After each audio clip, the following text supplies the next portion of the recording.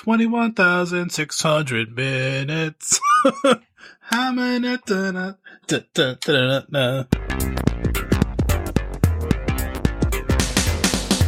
Hello, everyone, and welcome to Irenicast. I'm Jeff. It's your brother Alan. I'm Casey. On the first and third Tuesday of every month, we bring to you our perspectives on theology and culture from a post-evangelical lens. Thank you for joining us for another conversation to provoke your progressive Christian imagination. This week, we're going to be talking about gay conversion therapy. I know it's a topical issue, and we're going to get into that. And for our segment, Casey's idea is we are going to play a little game called How Gay Are You? Is that the correct title of the game, Casey? It's more like what kind of gay are you? Okay. All right. Well, with two straight men, this should be so exciting. That will be very fun. I'm looking forward to it. And just a reminder, if you didn't listen to our last episode, we are starting a street team. So basically what that is on September 22nd at 4 p.m. Pacific Standard Time. It's a Sunday. We're just going to be doing a quick little chat, get together, webinar. I don't know what we're calling it. But what we're going to do is we're just going to talk about some of the behind the scenes stuff that's happening here at Irenicast. We have some exciting things happening in the future, and we're just looking for people who want to help out and lend their expertise and their thoughts on the show and how it's moving forward. So if you're interested in being a part of that, just checking it out, email me at podcast@irenicast.com, and in the subject line, just put Street Team. There's more information in the show notes at irenicast.com/150 to get all of that going. And also at the end of this episode, stay tuned because we have some new calls to action at the end of the show. There might be some merch around the corner, so maybe you want to listen to that and see exactly what's happening here. So again, this week we're going to be talking gay conversion therapy, and our segment is What Kind of Gay Are You? So here we go. As Jeff mentioned, we will be talking about conversion therapy today. I sadly have had some of that experience, but also am grateful that I didn't have some of the experiences of some of my friends. So for those of you out there listening who maybe are not aware of what conversion therapy is, this is a movement by conservative Christians that says that you can pray away the gay, or that you can experience some sort of therapy that will basically make you not gay. And so there are some forms that are prayer-based. There are others that are electroshock therapy. There's a variety of ways in which people have done this. Some people even say things like, I acknowledge that I have homosexual feelings, but I just choose not to live into them. And they still stay in marriages and try to navigate it. But my experience with conversion therapy was when I was in college. So when I first arrived at college and started to slowly come out, I had went to a pastor and told him what was going on. And he decided that we should meet every week and he would pray with me. And so I would go to his office and we would shut the door, and he would ask me to close my eyes and recall every gay experience I had had up to that point. And these sessions would go on for hours, where I would cry, and he would ask me, what do you feel now? Do you feel regret? Do you feel shame? Do you feel resentment? And of course I felt all of those things, right? Because the church had told me I should feel that way. I should feel resentment. I should feel shame. I should feel regret. And so then we would pray. And when he would see me throughout the week, he would look at me and say, even if we were not in the safety of his office, I'm praying for you. I'm praying for you. Or he would walk up and say, are you walking in victory today? What the hell do you say to that? Right? I haven't heard that in quite a while. That phrase is super triggering. And so this went on, guys, probably for at least 6 months. And I finally got to a point where I had went to IHOP. They had International House of Prayer. And that was really creepy because they would put you in a dark room. Basically, you couldn't even see the people around you. And they were trying to pray the demons out, or whatever, the demonic spirits. Sorry, I've heard of IHOP before, and I've never really known what it is because that's not connected to my background, but tons of people talk about it. Yeah. So it's like a ministry or something? It's a ministry, a prayer ministry. So it's not just for homosexuality, but it's charismatics who get together to pray and worship together, speak in tongues, and you go there for prayer, for healing. And so I had went a few times and nothing had happened. In fact, at one point, this old lady whispered in my ear, "Are you healed yet?" And I lied and I said yes. And I ran the hell out of there and never went back. And I'm still meeting with this pastor who's still continuing to ask me if I'm walking in victory. He's still asking me to recite every gay experience I had, hoping, I guess, maybe to change it. The more I talk about it, the more it's like venom that will come out of me or something. And it got to the point where it was like, either I need to, I've told you this story before, but at one point, I thought I would end my own life. That's what it went to. Because if none of these prayers could heal me, and I had seen crazy things happen as a young person, this could not be taken away from me, then I was better off dead. And that is common for many of the LGBT people I know who go to these conversion therapy places. You know, fortunately, like I said, I never had to go anyplace. But there are a lot of young people who end up in centers and places like that where, and they have that same feeling of this is not working. Why? Because there's nothing fucking wrong with you, right? There's nothing for you to be fixed from. So, I think that point is something that needs to be like echoed when you hear conversion therapy. It's kids, right? It's adolescents. That's the majority and bulk of what this industry is aimed at. Right. Anyway, I'll just speed up and say that I finally got to a point where it was like, there was nothing broken. There's nothing wrong with you. And you need to find another way. And so I ended up telling that pastor, "You're not allowed to pray for me. I don't want to see you in the hallway and you ask if I'm walking in victory. I don't want to hear you say in the halls that you're praying for me. And I certainly don't want you to say that you love me." So that's my experience as one person. But, like I said, I have lots of friends who have had similar experiences and some that are way worse than mine, where they actually had, electroshock therapy done to them, which is where they put, tools around your genitals and then they play images of men, let's say if you're gay, images of men up on a screen, and then they're shocking you, hoping that you will, it will, change the brain. So that's my experience.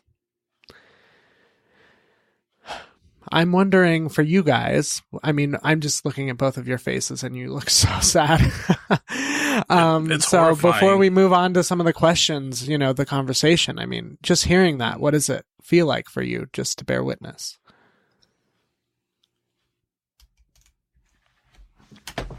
Well, I mean, damn, Casey, I'm sorry. Like that's all I know how to say. One of the things that I'm learning a lot over the last 5 years or so is I used to think for me that understanding was the most important thing.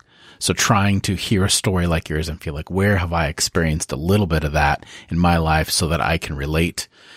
And what I'm learning more and more, especially in my position as a straight white male, and quite honestly, as someone that hasn't perpetuated in the past the more extreme versions of gay therapy, I've conducted my fair share of accountability groups, and I put quotes in that, kind of a mild form of that as a youth pastor that I hold an incredible amount of guilt for. But I think that in terms of your story, just and everyone's story, just really stopping and listening and being like, okay, I don't understand, but I don't need to, because I can see the look in your eyes as you tell that story. I know how you experience those things, and that's enough. And sure, it makes me like mad and furious and all that other stuff. But as a friend, as a human being, I'm sorry. It makes me incredibly sad. Like, that was Casey, the kid, you know, like you're supposed to look to adults as if they're supposed to provide stability for you, and they're supposed to ground your world. And here they are actively eroding the very ground beneath their feet. And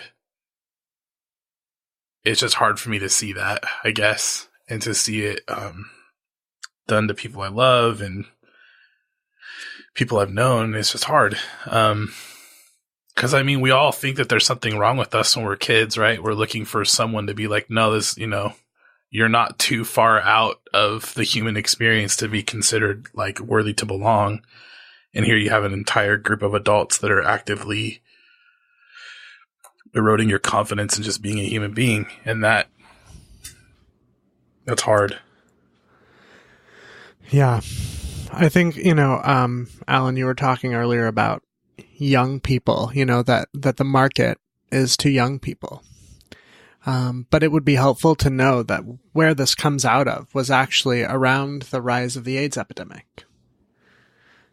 So in the midst of the AIDS crisis, right, and all these evangelicals are saying that this is a plague from God, that this is God's vengeance on people, and the isolation of LGBT people, right, from families, from friends, there's a sense in which people were longing to be healed because they were afraid that they would die alone, right, or that God had damned them. This is the shit that is like toxic for the soul, right? But I even think about, you know, I just read this article about these men who are saying after the Pulse nightclub shooting that, you know, they prayed away the gay, right? How many of them laid on the floor of that nightclub that night praying that if they were to survive this, that they would turn away from their sinful ways or some crazy shit. You know what I'm saying? You're right when you say, like, it is adults, it is society, it is the church that is eroding the road in front of us. And all of that shame and all of that stuff. I mean, these people are saying, yeah, after the nightclub incident, I'm healed. No, really, it's that you are scared for your life. And that's what the conversion therapy does, is it creates these feedback loops of post-traumatic stress. Like, it's just, it's tough because it creates in people those traumatic experiences, which they'll associate with their own identity, and the feedback loop. Like, yeah, sorry, I don't know where I'm going with that. Well, I think, Casey, it's interesting that you brought up the AIDS epidemic and then also the Pulse nightclub. Like, these tragedies, right? Like the AIDS epidemic was horrible, and it was only compounded by people's response to it and demonizing a specific community, only to, you know, realize that the AIDS epidemic was, you know, bigger than the gay community at that time. But I think at the heart of it, it represents the twisted logic for people that are pushing conversion therapy. It's the thing that drives that mentality of love the sinner and hate the sin, where yes, which is the worst, which is like the worst phrase. 100%. And that's part of this twisted logic when we put together our ideas of heaven and hell. You know, it's worse. This is hard, but it's not as bad as going to hell, or it's not as bad as the life that's going to be before you, and how twisted that gets up, and how it actually becomes like legitimately from people's perspectives, like they've convinced themselves that they're acting in love. Like, I mean, look at the rhetoric surrounded around the whole Bethel Reading thing that's happening right now. Is a lot of the rhetoric and the stuff that they're pushing out from that church is that we want you to be your best. You know, it's all of this like language that's caught up in that twisted sense of whatever they think love is, and have convinced themselves wholeheartedly of it. That's right. And the question for me is, what is your best? What does healthy and whole look like? I often will tell people that if you want to know what real sin is, it's a closet. Like, clothes were meant for closets, and that's about it. Because we know that in the dark is where mold festers. So there is nothing healthy and whole about not telling the truth of who you are and not living into that. I mean, that is something that we know scientifically. I mean, AA, I have a friend who often reminds me in recovery, they say, you are only as sick as your secrets.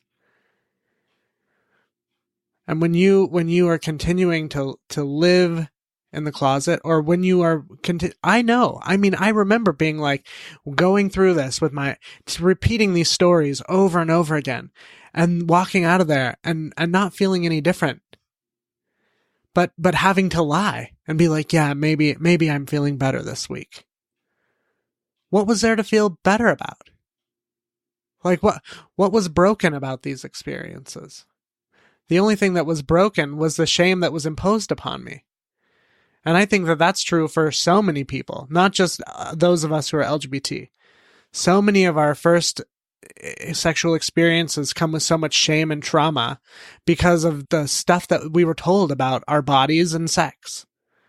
Yeah, I think you talked about the science of shame and AA, and there is no scientific founding for gay conversion therapy or reparative therapy. Like, all of the mental health professional organizations have come out and said together, there's not one mainstream organization who would say that same-sex attraction or whatever is in any way abnormal or outside the human experience, or in any way unhealthy for somebody who is an adolescent or an adult.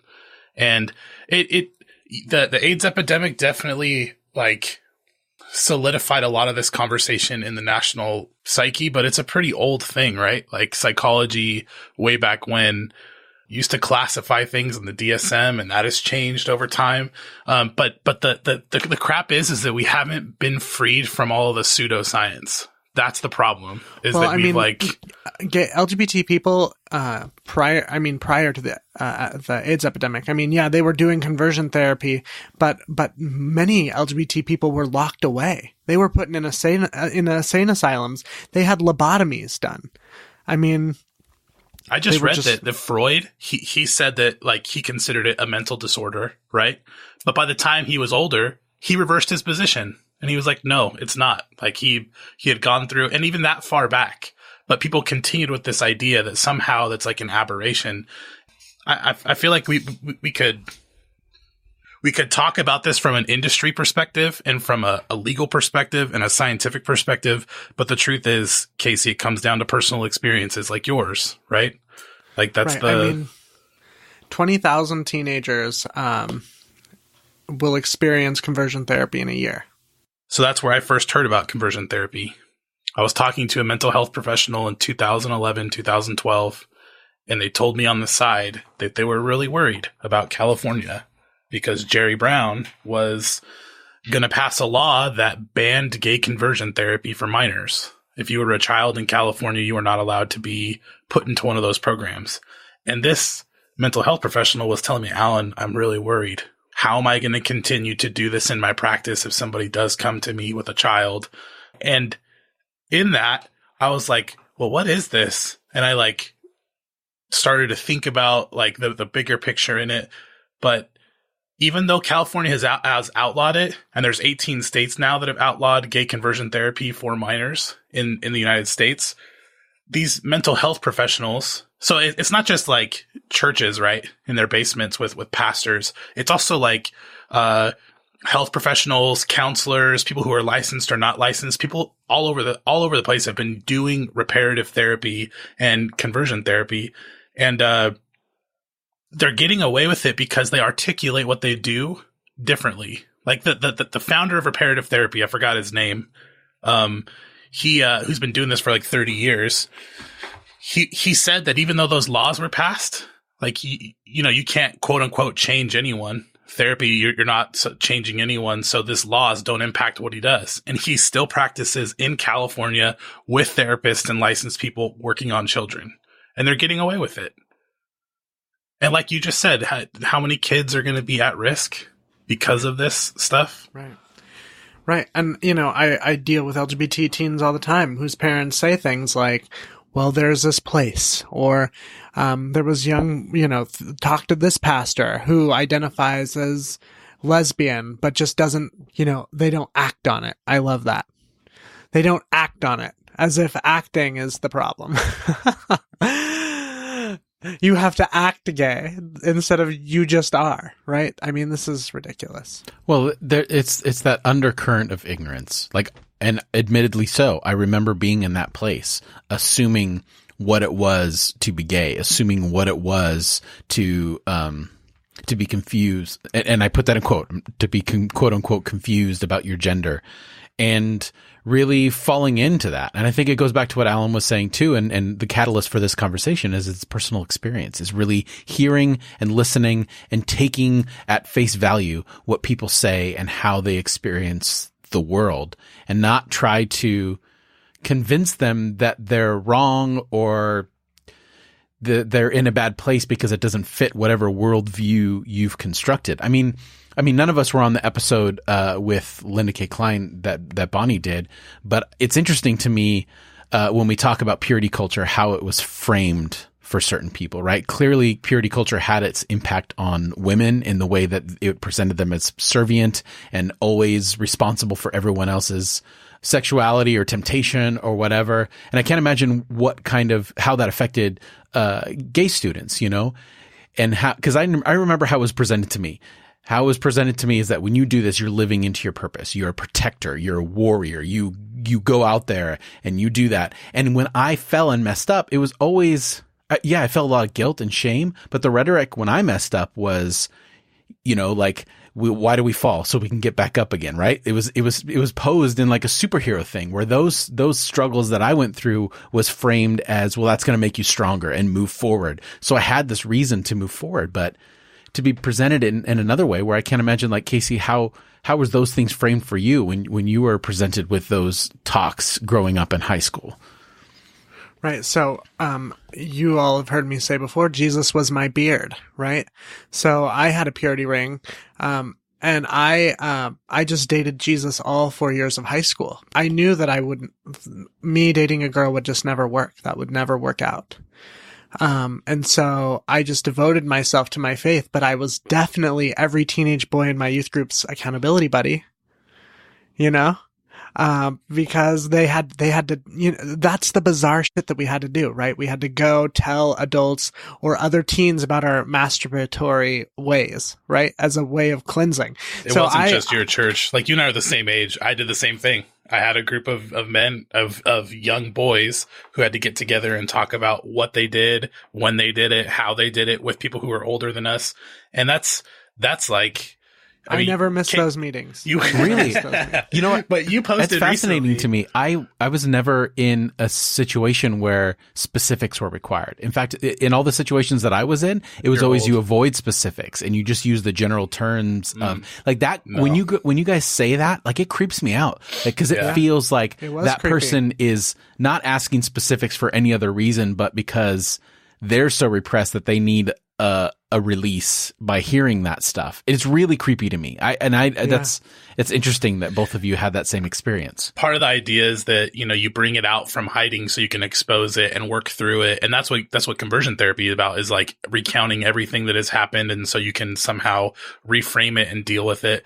But what you get is people asking you to have no boundaries. Casey, you recently posted, like, you know, the only people that don't want you to have boundaries are the people that have benefited. I can't even imagine being in a ministry where people are asked to articulate all of their sexual experiences to a group or to like older people in the youth group. But like that happens so much. I even had a friend who said he went to a Bible college where they would have hand signals for whether they had masturbated that day or not. And so when they're passing each other, and that's the kind of thing I came from. I came from a pretty fundamentalistic background, especially in regard to sex. Like, we were actually told by my youth pastor at a camp. I remember very vividly. It's like it was a winter camp, and we were listening to the preaching, and he basically told everybody, if you're not careful with how many times you masturbate or how often you like have lust in your heart, you will end up being gay. And so all of the boys in my youth group thought like we were told that was like the last step until you're like outside of the norms of what sex was created to be. And so I can't imagine my friends who are sitting there in that group hearing that messaging, and that's that's how, that's their experience. If it was horrifying to me, I can't believe what it did to them. So you guys sort of alluded to this, but so I would like to hear, your own conversations with young people about homosexuality. I never, I'll let Jeff go. I never talked someone into going to conversion therapy. I was never a part of like counseling students to change their sexuality or anything. Like I didn't have those conversations. What I had was someone who was my peer when I was older, maybe in like 2008 or so, who himself was trying desperately hard not to be gay. And I was his accountability partner. And eventually I was like, whatever is happening right here is completely wrong. There's no way that this can be good for the community, good for him. This is not what love is like. And so he actually helped me work through a lot of my stuff. But I never was a part of that for students in my youth group. I spent most of my time facilitating groups, so encouraging guys to get together on their own and never doing many of them myself. I did have people on my youth staff and students who quote unquote were struggling, and similar to Alan, one of my youth staff really was instrumental in me changing my views in this particular area, and journeying with him, not with him in the ways like, well, I worked with a pastor once who said it was, more difficult for him to accept homosexuality than it was for his gay friend to come out. And so not to equate that, but, as my friend and I journeyed together, I learned a lot, and I think he learned a lot. And I think we came to acceptance at roughly the same time. But obviously much more profound for him, because it was, so connected to some vile things that were thrown at him while we were working with students together. And it wasn't even like he had come out or accepted, like he was doing all the things you're quote unquote supposed to do. He was going to Exodus International. He was doing all these things to work on himself. And it was his testimony, and he was still treated like not even a second class citizen. He was treated as like a 10th class citizen just because of his testimony. And it got into that place of, that horrible correlation. Well, if you're gay, you must also be a pedophile. And well, this person can't work with our students because this is what they struggle with. And it was really heartbreaking. And it was also at the heart, and I think I've talked about this before, but it was in the midst of that Proposition 8 that happened here in California. And that first step for me was like, why should we care who's going to get married? And unfortunately, it was under the guise of, if we're going to reach this community, we should walk with them. And I don't know. It's just so.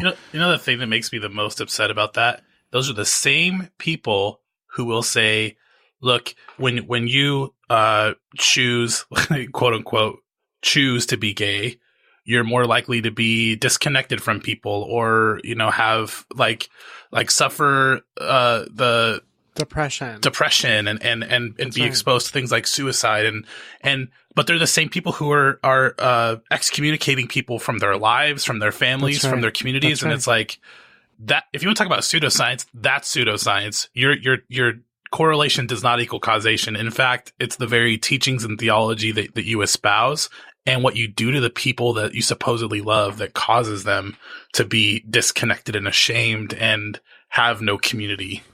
Right. There's a really great book called The Velvet Rage. And it's a psychologist who has done 20 years of research with gay men. And he says, you can go into a bar and basically really quickly find out who has communities of support and who doesn't. Who have families who love them and accept them, whose churches or other communities they find support and love in, because they're not taking those risky experiences. They're not getting super wasted and going home and making dangerous choices. That's not always the case, right? We all get drunk and make choices that maybe we'd regret tomorrow.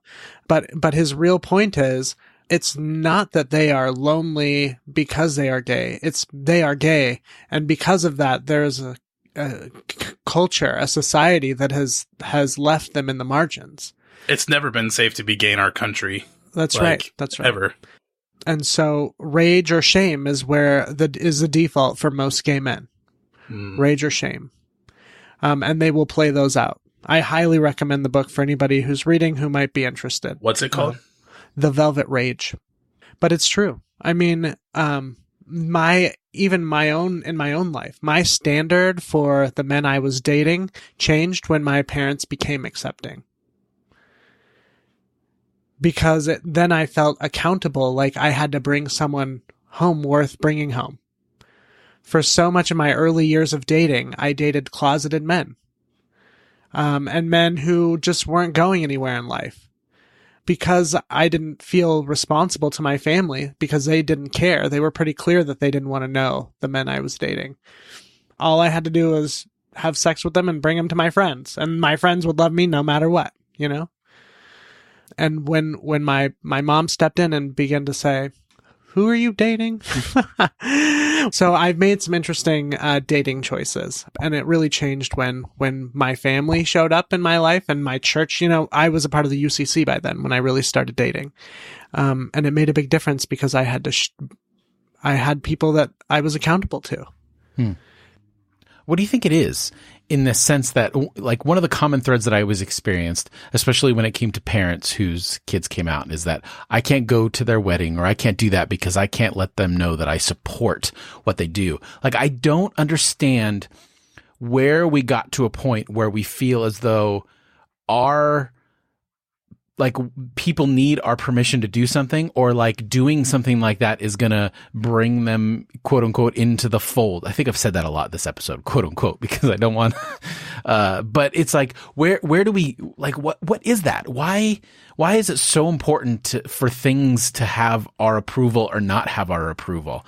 And I'm really wrestling with this lately, because I feel like, you know, it's such a, I don't know what it is. It comes from the idea that everything's a war. Like, you're told in church constantly that there's this war going on and you have to be on the right side of the war constantly. And it's in your homes, it's in your relationships. So you come to every like exchange with, am I on the right fighting battle side for this person's eternal destination? You know, you can't ever be fraternizing with the enemy. That happens in my family too. People are like, oh, I can't go to that wedding because of XYZ. And it's interesting. That's I wonder how much of it is cultural shame, right? That's interesting. If I show up to my gay child's wedding, not only does he live outside of community, then I'm forced out there also. And that's not even touching on some people's own internal homophobia, right? I mean, oftentimes the people who are most vehement, most against, are the ones who, you know, get caught having sex in the family van. That's actually one of the reasons why I came out in the first place, was because of Ted Haggard. When he got busted, I didn't want to be that guy. And I knew I would be. Like, if I didn't do the hard work of telling the truth of my life, I someday would have a family and a big, beautiful ministry, and it would be ruined because I'd be boning some person in the back of the family van. I just didn't want that. So those people who often are the most vehement, if you have seen, even what I think is hilarious is, the movie Jesus Camp. Ted Haggard is in that movie. I forgot all about that movie. And he actually makes a bunch of like gay jokes. Right. And then like a year and a half later, he got busted, which I think is great. But for any listener that wants to watch that movie, by the way, just a trigger warning, it is rough. It's worth watching, but it is hard. It is hard.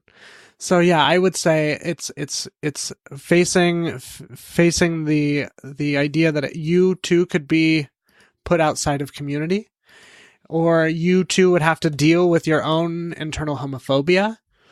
Rarely does it actually have to do with, I'm worried about my child going to hell. I really think that is just like the surface level feelings. I think you're right. This is like reframing my brain about this. It is a personal fear about themselves. It's not just a fear of somehow saying what you're doing is okay, my child, and therefore I'm contributing to your sinning. It's about them. It's fear about like you're saying, be put outside the community, or something's wrong with them, or somehow it's going to affect them.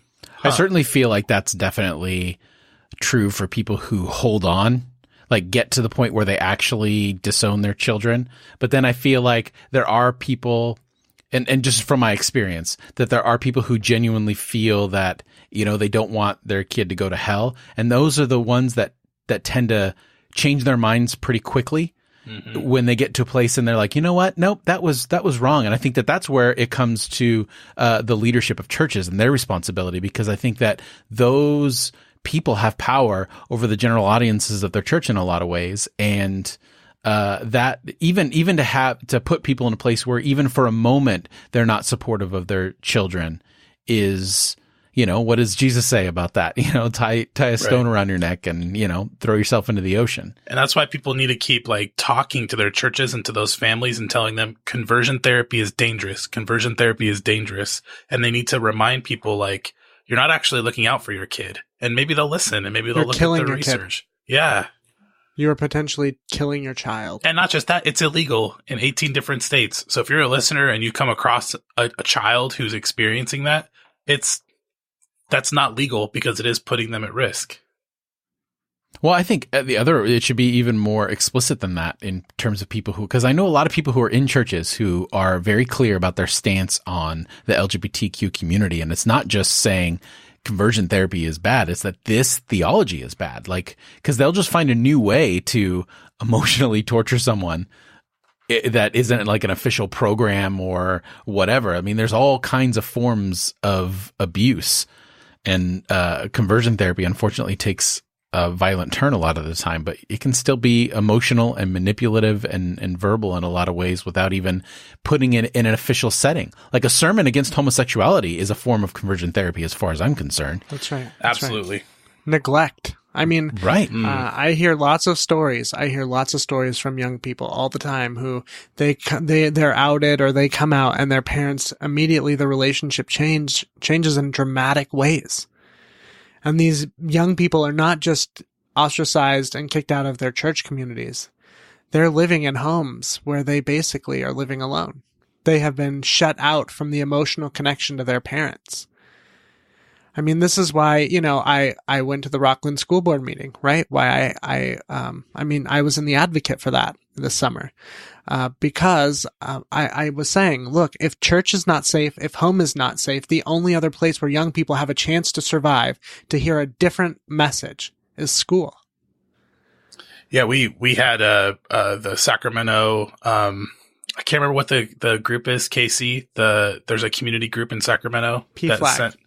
Maybe PFLAG. I think it was like a community center came and sent speakers to Elk Grove, and I got to go for some of the educators. Oh, the LGBT center. Yeah, and they did this exercise where you had a star, and there's like 5 points, and you write down like, you know, you're someone that's really close to you in your family, like a friend, a job you've always wanted, like several different things.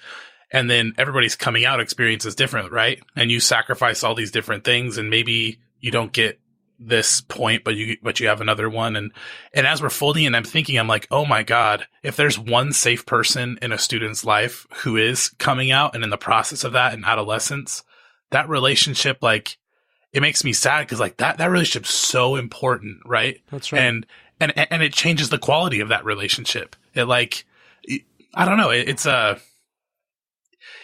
really expanded my mind. Like, I think as pastors or friends or just friends or people working in school, if you are that safe relationship, you matter so much to people who are experiencing that isolation. And I know that it's like an individual experience, but I'm also interested in the industry perspective. Like we had mentioned it before, that the very people who are isolating folks are also making millions of dollars through reparative therapy and conversion therapy.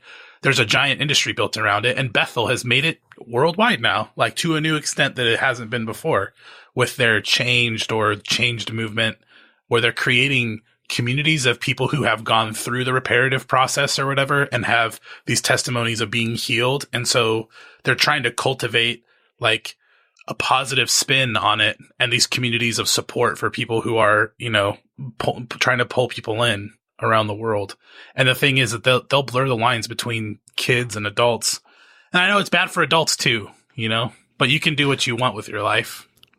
What amazes me is, Bethel's picking this back up when some of the founders of like Love One Out and stuff like that have all come out and apologizing. I just listened to a podcast this week called Unerased, talking about conversion therapy. And one of those guys, he not only came out and apologized, but he's like been married to his partner for like 5 years. He like came out of the closet, went back in and got married, came out. I mean, he's been in and out. And then he finally realized like, what's the point? Right. I mean, one of the last points that I really want to make is, we all have done youth ministry. And when we talk about young people who've cut, right, a lot of times those physical scars are signs of a lot of internal turmoil, a lot of anxiety and pain that's happening both internally and externally, pressures from home or bullying or whatever. And I really want to just drive the point home that what kind of external pressures are you receiving? What kind of shame and guilt and pain are you receiving that you would be willing to put shockers on your genitals and allow someone to shock you over and over and over again as a way to try to release something out of you? I didn't know how common that was and how much it was practiced, like how far in history it is up to this point has been practiced. It seems like a article of the past, but it's not. Yeah. Well, I think then there's the other side of that that's just as nefarious, where you have churches like Hillsong who lure people in without being very specific about what they believe and give them this community and give them this purpose and give them this work. And then when it comes down to it, reject them for the thing that they let them believe was okay up to a certain point, which is, I think it's the important work of church clarity, that they're calling out these churches to say what you mean so we can, see where you're at. Because I think that that's just as damaging, where you've brought someone into this community and then you eventually tell them after you've given them every sign that it was okay. Like it's like, I think that there's a lot of things that churches are doing under the guise of love, whether it's clearly abusive and outright about what they're doing, like Bethel, or just a false sense of security, like Hillsong. I'm really concerned for the people in churches who don't know what's going on in their church. Like there are people who have, if you don't have a child or you personally are not looking for reparative therapy, you'll never encounter it probably at your church. But your church may be like a pipeline from adolescence to these kind of conversion camps and stuff, and you just don't know. So if you're a part of a community, go ask. Like do the work of finding out whether your church supports that, because who knows, they may have people who are completely involved.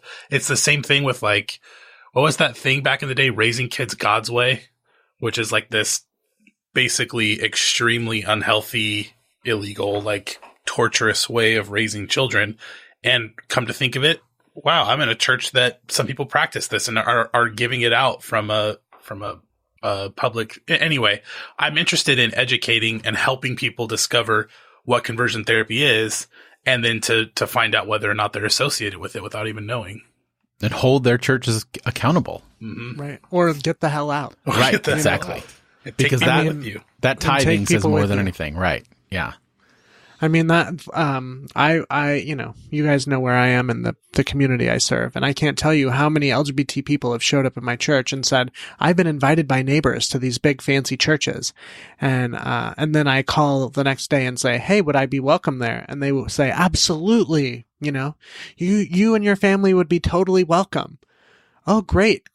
But you can't become a member. You can never serve on any leadership team. We want your money. Right? We'll take your money, but we don't want your input. I mean, it's and they'll be there for 3 to 4 years before the sermon comes out that basically puts them on blast, right? Like they won't say anything, and then suddenly all the relationships that they've built over the years, and they go through an incredibly isolating experience, like with their children. Maybe they'll try to hang on because their kids are going there, and if you evaluate things as to like how damaging it is for your mental health or the chances of it like impacting your life significantly, going to church might be like one of the most dangerous things you can do, to be honest. And I'm saying that as someone who's a pastor. I make my living at a church, but I think that the risk of isolation for people who are going to those kinds of churches is so high. So what would I want to say to any person who's listening who has either had this experience or knows someone who is, they're in places where they're hearing these conversations happening, right? The first thing is I'm actually going to quote scripture, Alan, so you'll be happy to hear that. Oh my God. And that is that perfect love casts out fear. Amen. Sorry. Right. I don't say amen very often. That's my one amen per quarter. But legitimately. Yeah. And the fear that a young person is going through, the fear of rejection, the fear that they will be unloved or unworthy of love by telling their truth, keeps them in the dark and keeps them in silence. And what we are to be doing as adults is to offer that love, right? To allow them the courage by just loving them as they are. That is really important. And as you said at the beginning of the episode, people's experience matters. Like if you are still someone who struggles with, I can't believe I'm gonna choke saying this, but if you struggle with the people in your life who are LGBT, maybe it's time for you to shut up and listen. And Jeff, you said that too. This isn't about your opinion about our lives and the way we live them. Fortunately, it's not the life you have to live. And lastly, I remember being in seminary and a professor saying something like, I'm tired of people saying that it's a choice being gay. But if I had to make a choice, I would make this choice all over again because it's the best damn choice I've ever made. And I just echo that with amen. We are whole people, worthy of love, no matter how you receive that love. And I think it's important for people to just live into the best versions of themselves. And that starts by just living your authentic truth. Humanity's not broken, right? Humanity's not broken, and it is beautiful in its expressions. And to completely isolate one part of us is to isolate all of us. That's right. And the only real therapy that needs to be happening is one that invites you into being more true to yourself and sharing what your real needs are. And being able to find within yourself that voice that says you are good and you are whole and you are loved. That's the real work. Not you are broken and fucked up and we're going to shock the shit out of you until you're better. Couldn't have said it better myself, Casey. Yes. So I think there's a lot here to think through, to go through. I would encourage everyone to add your voice to this particular conversation. You can comment on the show notes at irenicast.com/150. Also in the show notes, you'll find relevant links and a complete list of all the other ways to follow and contact the show. That's irenicast.com/150. On the other side of music, we're going to be doing a segment led by Casey, and we're going to figure out what kind of gay person we are. You guys are already blushing. I love it. Right. Well, okay. Yeah. Let's just get to the segment. So here's the music.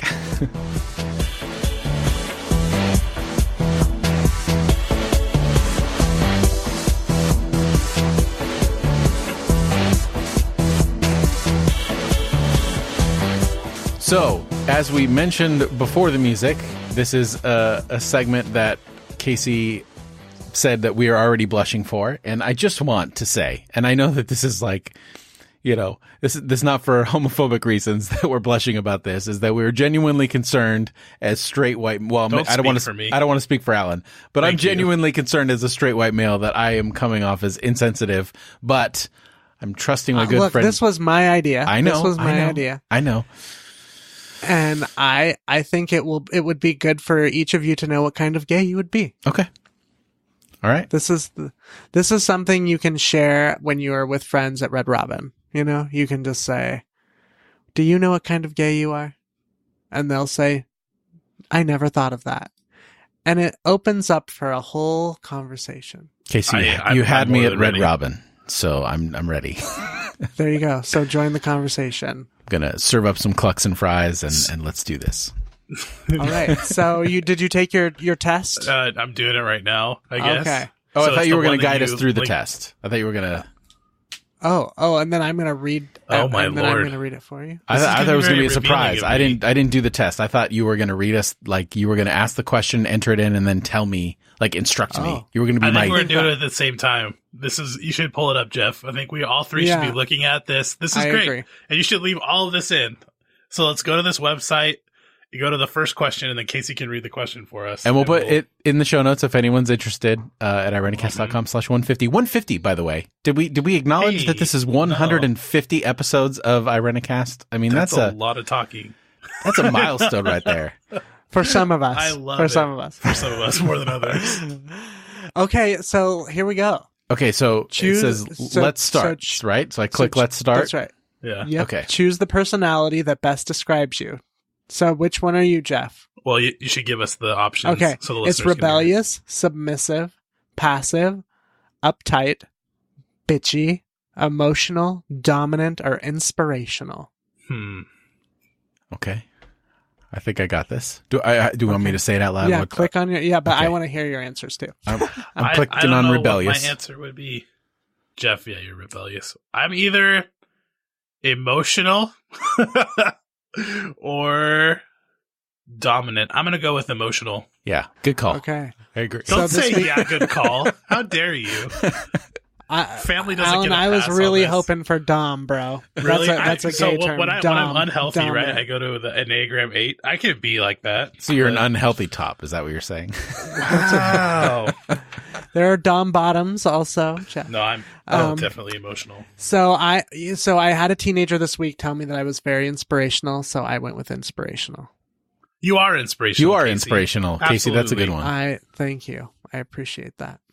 Choose the activity that best describes you. Relaxing at home, researching, that would be Jose, my partner, enjoying a glass of wine, chilling with the besties, tweeting and Facebooking, clubbing, hanging out, or gym. Mind you, these are all dramatic gay stereotypes. I'm sure some of our listeners by now are just mortified. but So here we are. I'm relaxing at home and researching just because everything interests me in the whole You world. get to pick one, Alan. I'm gonna go with researching just because I want to be like Jose. Okay, Jeff, what about you? I'm going with hanging out. Friends. I like to hang out with people. Just Yeah, Jeff's a hanger outer. We I'm hung out at his hanger-outer. house so much over the years. Yes, I am finding that I enjoy relaxing at home, so that's the one I clicked. Choose the music genre that best describes you. Classic, rap, reggae, everything, country, dance, mainstream, pop. I see classics. Okay. I think I'm gonna go with classics just because I like instrumental music, and that's the only one that looks like instrumental. where Because I have a very weird taste. where's there? I feel like there's some lack in the terms of the thing here. So I guess for now, I know. It's a We always creative have lack in interpretation. these tests, Jeff. all right. Creative I'm going to go interpretation. with rap. Everybody knows there's only 8 kinds of music, Jeff. There was no rock or metal on there. Like I think that's a pretty obvious glaring miss there. You put country there? Come on, please. You would be surprised that there are gay Republicans. All right. I said everything. Okay. So choose the video genre. Jeff, this is a great question for you that describes you. Are you an adventure, a horror, science fiction, an LGBT film, a classic, a romance, a comedy, or an action film? This is tough. It best describes me. This is like asking Jeff to pick one of his children. It's Sophie's choice right here. In a way. Well, it helps that the question describes me as like a person. I'm going to go with comedy because I feel like there's a lot of leverage there to express other things, but then Great. so yeah, I'm going to go comedy. Okay. What about you, Alan? What are you doing? I'm weird, so I'm going to do science fiction. It's both my favorite of those categories and probably describes me best. I'm gonna put that my life is an LGBT film because sometimes it feels like it has been. Okay, so here we go. You have a great story, Casey. Oh my god. Wait, what's your favorite LGBT film? Just curious. Okay, so first of all, I really love Rent. Rent was another, the musical really helped me come out because that was the year that Rent came out in the theaters. And I had never seen it. And I just sat in that theater. I felt like I was in church and just cried and cried and cried. Is that the movie that goes 21,600 minutes? That should definitely be the open, the cold open. Alan singing Rent. Right.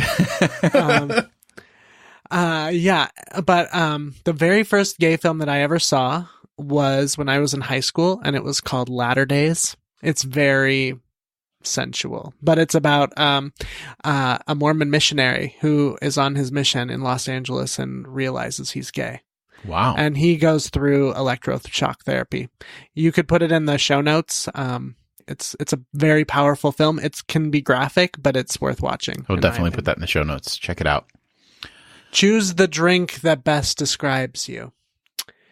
Let's see. I'm offended. Shots? I'm looking at this list right now, and coffee is not on it. I think this is a Oh my God, It it has to isn't on. describe you. glaring. Whoa, It has this is a faulty test. I don't know. This there's is only not eight going to type- give you the there's best only gay 8 you type could of be. drinks in the world. Okay, so what are you going to be, Alan? What What are the You want to lists? tell the listeners what the options are? Yes, bar rail drinks, wine, soda, top shelf liquor, tea, water, beers, and shots. The drink that best describes me is probably tea, because if you're one of my friends, unfortunately, you know the truth that things are never not intense with me. So caffeine best describes my personality. Always excited. Nice. I'm going to go with soda because I'm generally a sweet person, but if you drink me too fast, it's going to irritate your nose. It'll irritate your stomach. Because there's a bite to that carbonation, but that's right. I'm going to go Jeff, with I soda. just think you're easily enjoyable. Everybody can enjoy soda. That's right. Refreshing. The second most common word known in all of the world is Coca-Cola. The first one is okay. Jeff, you're just Anyway, are. I thought that was fascinating. You are someone that everyone enjoys to pass around. I chose wine because I feel like these notes are complex, baby. You know, Nice. Wow. Red or white, Casey? red always. Red. Always. There you go. Okay, I'm clicking All right. T. Here we go. Choose the type of food that best describes you. Anything, fast food, dine-in, barbecue, protein shakes, takeout, salad, home cooking. Again, I'm probably anything, just because I'm all over the place. Okay. That's the food that best describes my personality. I'm gonna hide the results. I'm not looking. Okay. Sorry, Jeff, what about you? I'm going to say fast food. I feel like it describes me in terms of efficiency. Like I get stuff out there, get it done. You Manildes, man. I'm going fast food. I'm going to say home cooking because there is something homey about me. Absolutely. People feel at home with me, I guess. All right, here we go. Drum roll. Here This we is go. not me. Okay, mine's loading. All right. Oh, What dang. kind Okay. Okay, what kind of gay are you, Jeff? I am a gay thug. So Oh, you are about the hard life. Should I read the description? Is that yes, okay? please. So it says the pros are you're about that hard life. You know the struggle of life, but you embrace what is to come from it. You like to play, but you can be serious when you need to be. You respect what you have and are grateful that you earned it. You never take anything for granted, and you never let a day go by without living it to its fullest. The cons, you may live a life a little too hard and fall completely to the breaking point. Totally, Jeff. All right. interesting. Okay, Alan, go ahead. It says I'm the mean gay. Oh, Interesting. let's hear about I that. didn't know that. Yeah, there's the mean gay. I am. Everyone wants to be me, which is true. Everyone wants to look like me. I have the perfect body, of course. The best looking friends, because those are the only kinds I make. And I travel to many different places. I'm the image of the gay people, and I love the attention that I receive. And I have the most encounters of all gays. Encounters. I love that word. I don't know why. The other day I was using the word encounter and someone literally stopped me and was like, can you just stop saying encounter? And I was like, oh, okay. I'm sorry. My cons, I may never find true love, which is also true. You will become bitter in the end. You have no real friends, and you won't learn something until it's too late. Wow. That's Pretty rough. I think this is a terrible test. The opposite of what Alan is in every way, shape, and form. I know. Interesting. What All about right, you, Casey. I'm the rainbow gay. You are the activist of the gays, fighting for all the things that are right. You're making this up. There's no way. Because you believe literally in... were the Pride Parade. I know. Isn't this leader. ridiculous? This is great. You believe in equality, not only for gays, but for everyone. You are a social butterfly, easy to talk to, and extremely friendly. Your cons, people may find you really annoying, full of shit, or too perky. So, there you go. That one's kind of right on, Casey. Like, we went from... I know. It's like... That's good. What is the picture? Because there's a picture up on mine. Mine is just people waving rainbow flags. Okay. Alan, so what I was actually hoping this test was going to be is like, oh, are you a bear or an otter or a twink? Yeah. Right. That would be really fun. So maybe at another time we'll take that test. Or our listeners will be so sick of these stupid tests that they'll say never again. Right, I know. The last one we did was interesting. Alan, what was the picture on yours? Did you say? I don't know who this is, but I don't know any celebrity, so don't judge me. I don't think it's a celebrity, is it? Courtney Act. Caught in the act. Courtney Act, yeah, that's Courtney a RuPaul Act. drag queen. Yeah, it says Courtney Act, Mean Gays. One of the entourage. Mine is you? two gangsters from Atlanta. I can tell because of their hat, and they're snuggling up on the subway. Looks Do like their hats say gangster on top?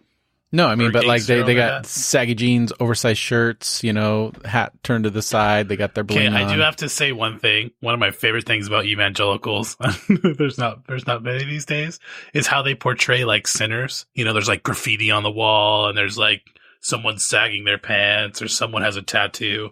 That stuff never gets old.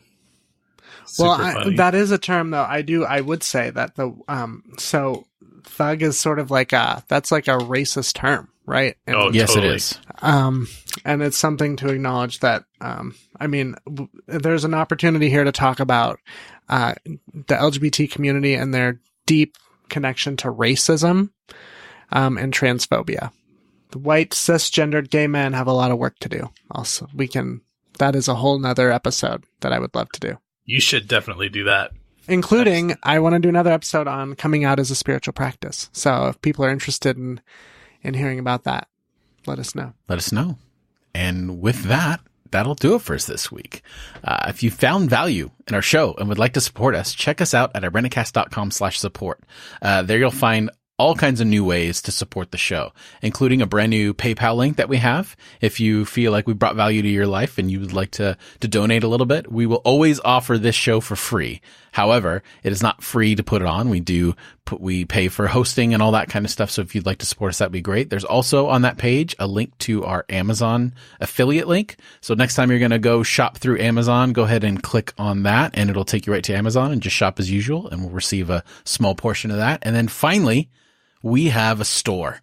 We have a merch store. If you go to irenicast.com/store, it'll take you to our TeePublic page, and we've populated it with some fun designs. Can I tell you that it makes me feel so dirty to even have merch, but they're so cool. They're Right. so fun. I'm going to buy it.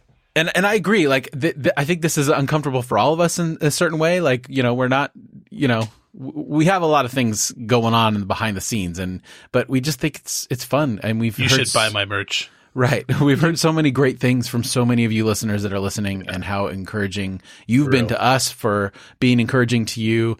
And, the things that you love, you want to rep in some way. So we put some merch out there, and let's be honest, this, clergy drag shirt or sticker. Look, what I want to challenge people to do is buy those clergy drag stickers and post them. Please post them on conservative Christian campuses. Please. and take a picture. I want to see where these end up. Or the shirt and take a picture of it in front That's of right. That's right. Liberty University. Yes, I will. I seriously will. I will like DoorDash for you. If you can get a picture of you in one of those shirts in front of Liberty University, I will DoorDash to you. You've heard it. Send in your pictures of your shirt with Casey's face and clergy drag in one of those spaces, and Casey's going to make you a home-cooked meal. Hallelujah. Right. Exactly. So again, check that out. Go to irenicast.com/support and it shows you all the ways that you can help out the show.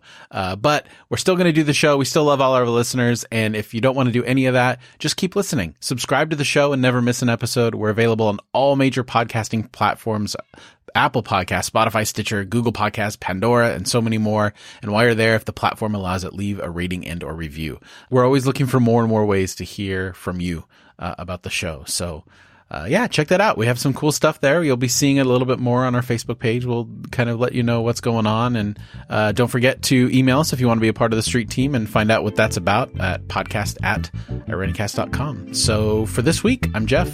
I'm Alan. And I'm Casey. Thanks for joining the conversation.